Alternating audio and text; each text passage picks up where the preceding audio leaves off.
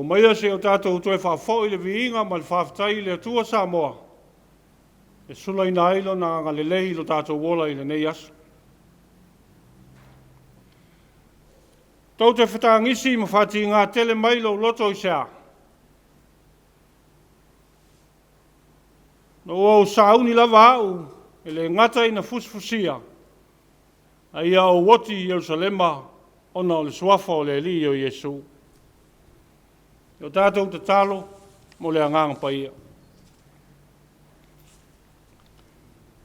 No mātou atua, sili ese.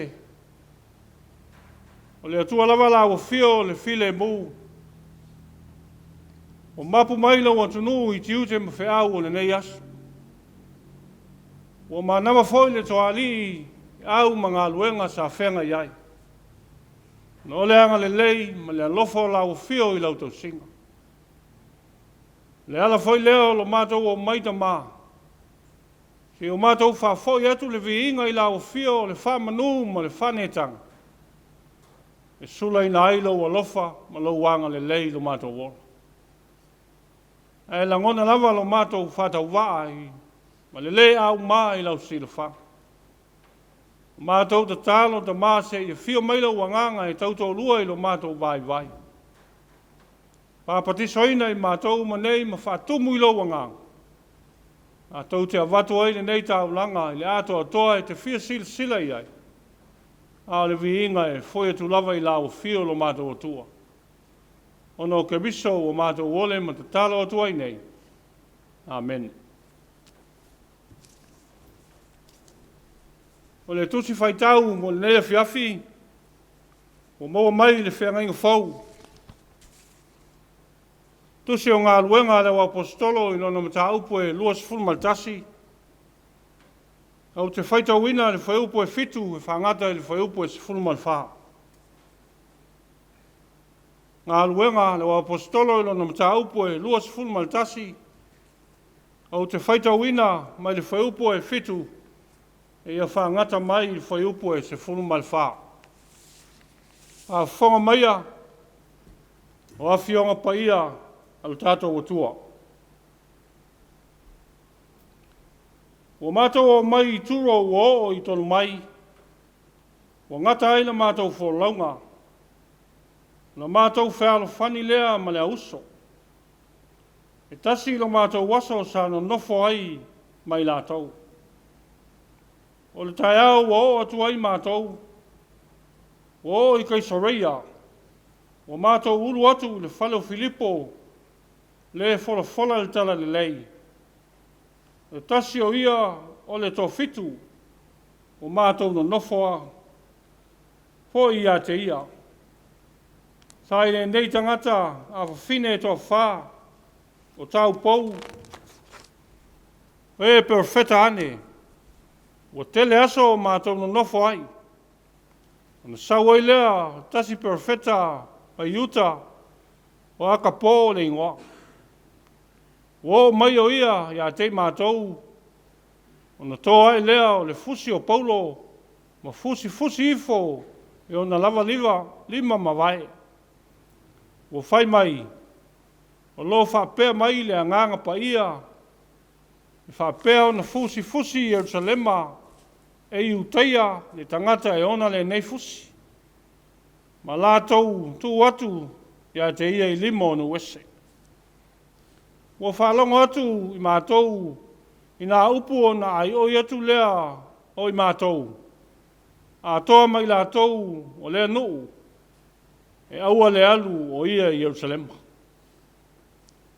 Aua tali mai Paulo, tau te whetangisi, whati ngā tele mai lo loto i sea.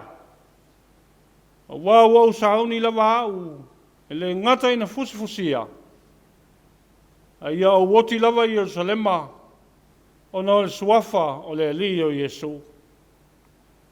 O le mawhai o ia, o na whalolongo lea o i mātou, o whape ane, i nā whaia ia le whina ngalo o le atua. Ia whamanu ia mai le atua i le whaitauina o nā whionga pa ia, ma ia Awa mai pelo na nganga ia na tusi wa tātou whaitawina.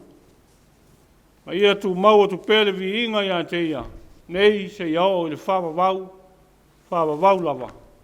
Amene. O le launga i le suafa o le atua le tamā, le alo, ma le anganga pa ia. Amene. O Mose manatu mo i tātou le nei Afiafi le tusi le whaitawaso, whasinomanga o le tusi whaitawaso le nei aso. Mai le tusi ngā luenga na whaitawina i le mataupu e lua se fulu maltasi. Au au whao ngā ina le whaiupu e se fulu maltolu o te whaitawina. Au au sauni lava au le ngata ina fusifusia.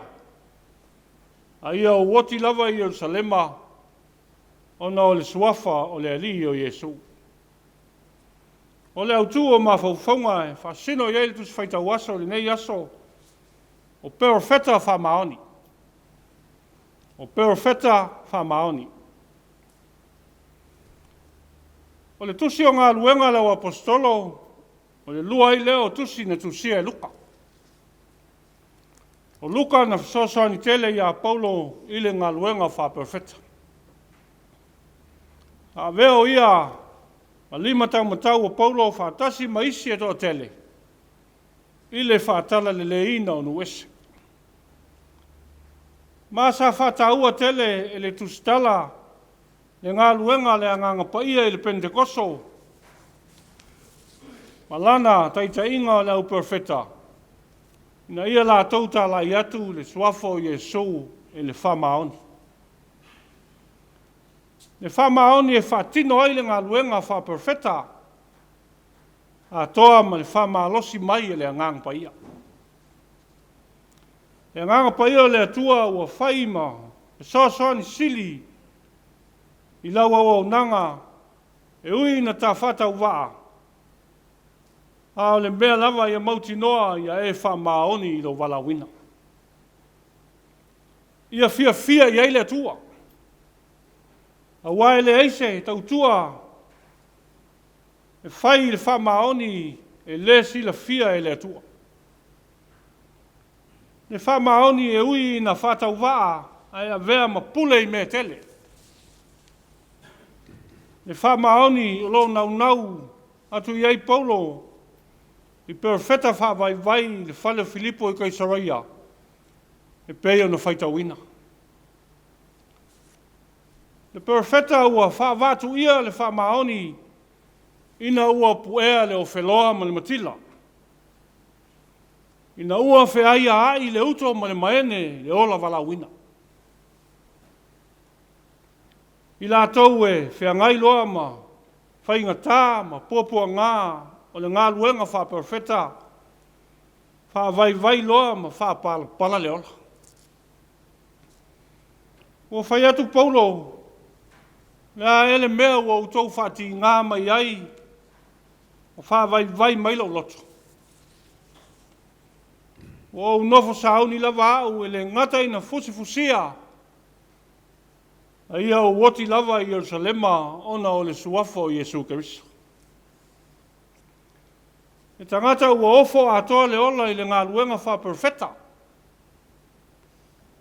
Le wha maoni ua le fefe ai le oti tau wha matau mai. E tangata ua whanau fawina le ola o Yesu malantale le lei. Le au auna ua savali ma le mauti noa, le au ai mai o le atua, i lona nganga pa ia, i lona le atoa, ma lona whatau wa.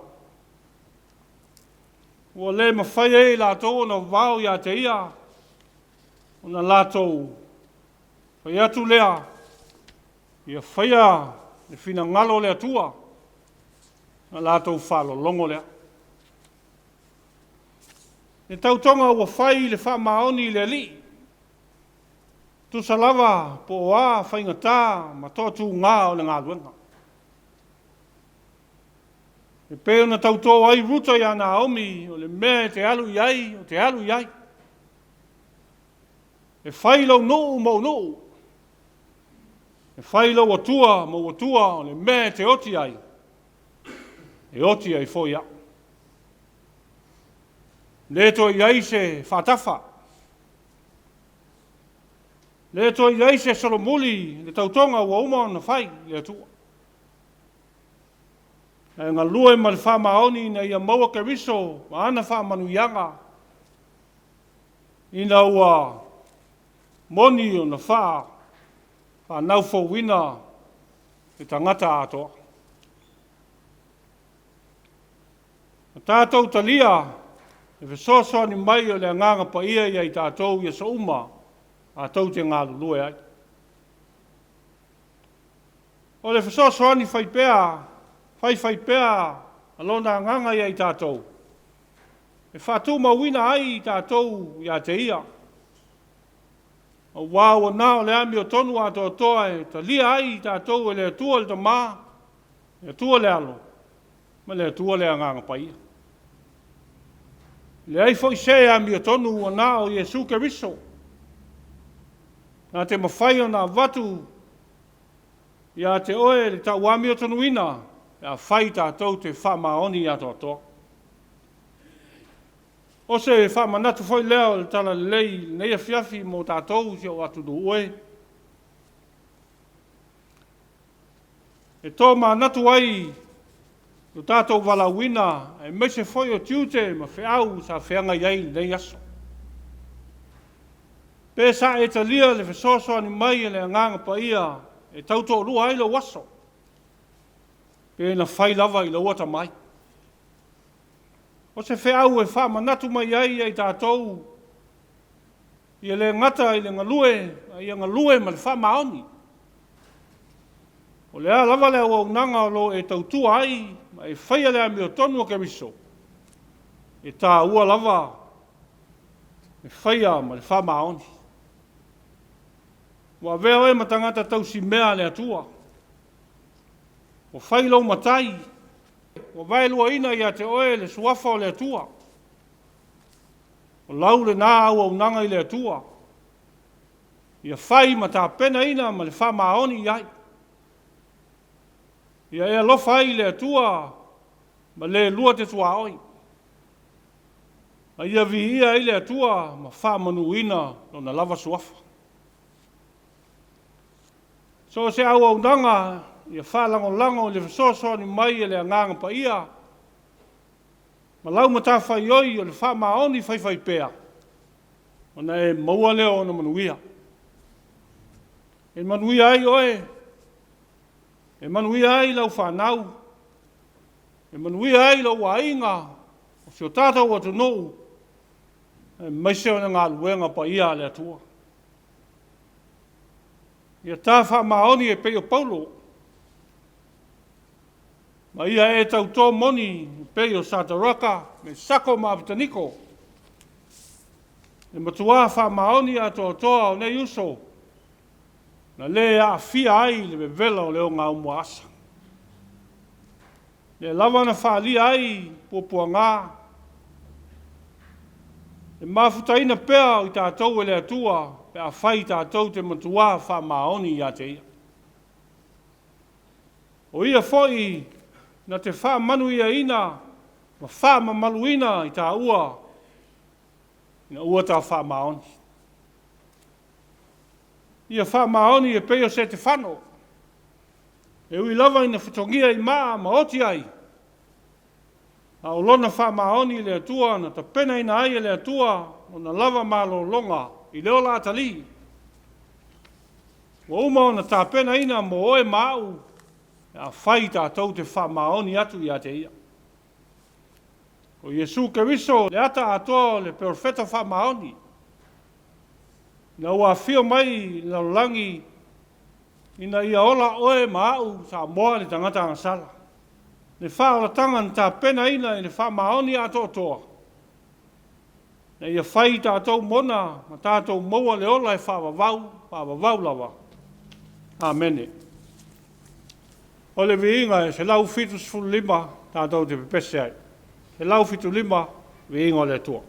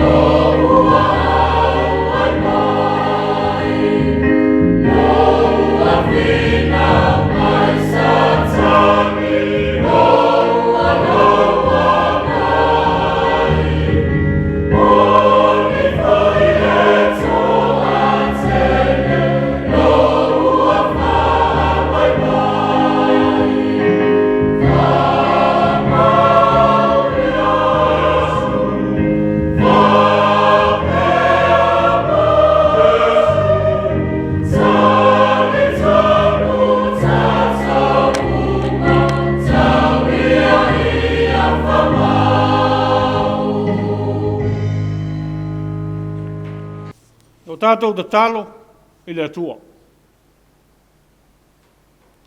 O le viinga ma le whawhetai le atua ma tau te whawhoi atu peha i lau fio. Ona o lo walofa ma lau wha maoni no mātou wola. E mai se whoi o le nei aso o ma nawa le toali i tiute ma whiau ma ngā luenga. A whitai tunga i eilo atu nuu o utangata. O le uta ma le tai, sai ma se sifu. A oi ese na au mai mātou. Oi ese na tauto lua ilo mātou wola o manu ai whiau o le nei aso. Nā o la o fio le atua.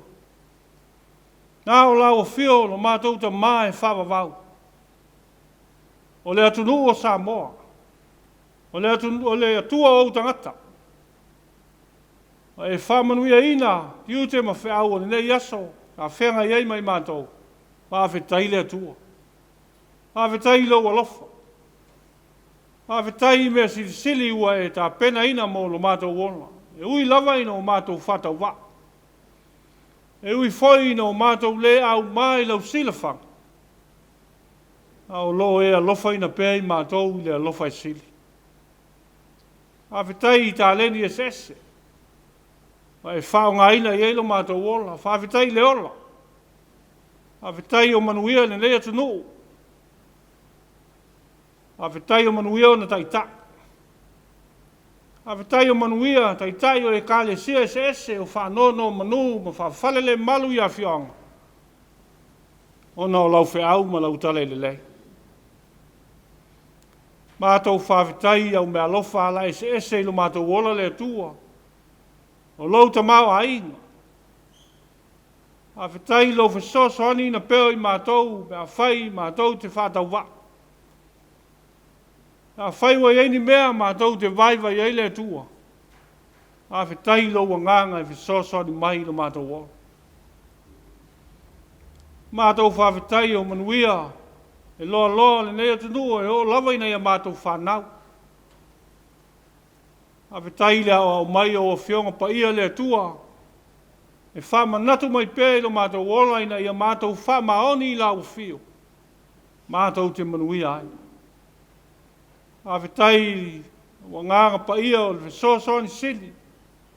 E tauto lua i lo mātou ola. E mai se lava o le taimi mātou te vai ma whanoa noa ai. Sili le mātou whawhetai o le taulanga na tā pena ina e kariso. O wā lava le tangata o pa umata ngai le anga sala. O ua e toi Fatu ina ei mātou whatasi makariso. Na ua mātou talia Fatu atua ma le whamaoni ai. Tu mau iei la o fio le viinga. O le whamanu ma le whanetanga. O i mātou lava o se atu nuu anga sala. O i mātou o se atu nuu le whamaoni. O i mātou o se atu nuu whiitanga. O mātou da tālo le atua i lau fio e ei lawa se mea lilo i lau silafang. O lona e silafia o mātou tangata vai. O la mātou da tālo. Se i e anga le lei lo mātou wala. E i e whamangalo i a mātou wanga sala. E anga le leile atua. E vea lava le maliwa ke riso i lunga sa tauru. Ne ia whamangalo ai mātou. Se ma le anga ua e sila fia. A wā o maila o fio i lo mātou wola. E i o mātou whasanga ese vai inga. O whainga tā o le nei ola. E o mātou te patau lai pēr. La o fio ma lau whao tanga mātou te manuia ai. O lau fio le atua alofa. O lau fio le atua anga le lei. Se i e whamanuia se o mātou o tunu. Manuia ona taita. Ia maua le ngā lulue whaatasi. Ia maua le ngā lulue fia ma le whamaoni. Ne ia manuia sa moa mo tangata. Meise o na whanau le lumana. Manuia whatawhai tau langa e fia. O whanono manu mo le manuia o le nei atunu. manuia foi ma tanga luenga sese. Tanga luenga le soifua malolo ina o lo ngafa le atua ma o tangata. Ia maua pēle tā leni mai la o fio, ia whalau tele ina. Ia wā lava le whisosoni ina i o tangata, teimi e vai ai. Manuia foi isi ma tanga luenga ese, o le atina e ina o le nei atunu. Ia maua pēle tā leni mai la o fio le atua e whaunga ina i eilo mātou soifua. Wā lava e ngalua ina o le nei atunu ia manuia o na whanau mo le lumana. Manuia whanau ta ape solo i le nei atunu e meise o atunu ma mao, o mātou a ina. Ia eilo walofa ma lo wanga le lei i tiute ma whaiba. Ia whamanuia ia te la tau e meise o a ngā whanau. Meise foi o whanau whengai mata longa. Ia tausia pē lau fio. E meise o le tā leni o fo ina lo mātou ta mā. A tau ma mao le nei atunu ma mala whana nātura.